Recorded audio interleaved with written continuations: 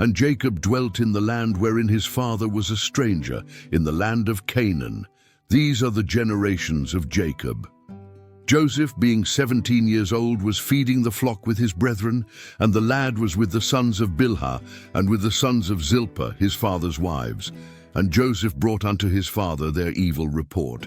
Now Israel loved Joseph more than all his children, because he was the son of his old age, and he made him a coat of many colors.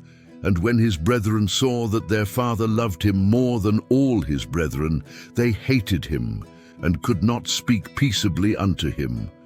And Joseph dreamed a dream, and he told it his brethren, and they hated him yet the more.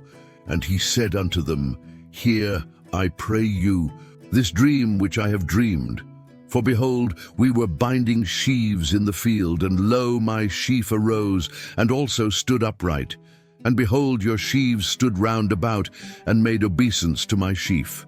And his brethren said to him, Shalt thou indeed reign over us? Or shalt thou indeed have dominion over us? And they hated him yet the more for his dreams and for his words. And he dreamed yet another dream, and told it his brethren, and said, Behold, I have dreamed a dream more. And behold, the sun and the moon and the 11 stars made obeisance to me. And he told it to his father and to his brethren. And his father rebuked him, and said unto him, What is this dream that thou hast dreamed? Shall I and thy mother and thy brethren indeed come to bow down ourselves to thee to the earth? And his brethren envied him. But his father observed the saying, and his brethren went to feed their father's flock in Shechem. And Israel said unto Joseph, Do not thy brethren feed the flock in Shechem? Come, and I will send thee unto them. And he said to him, Here am I.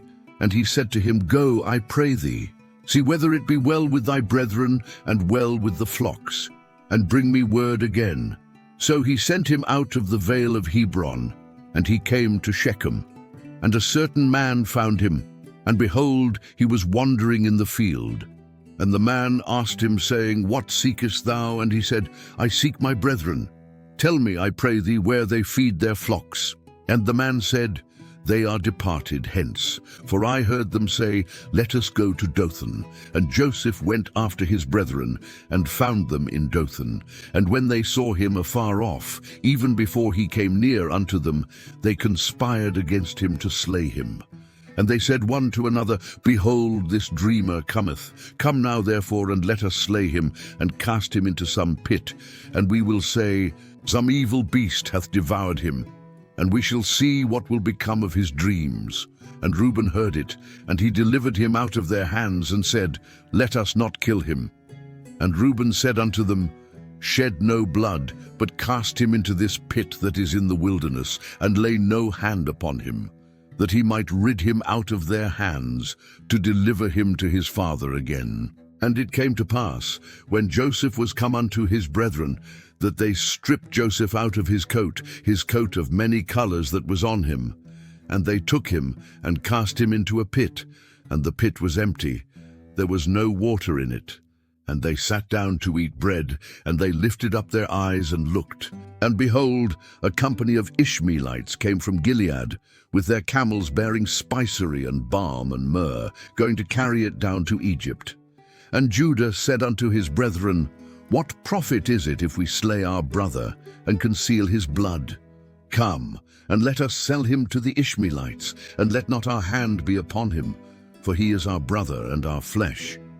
And his brethren were content.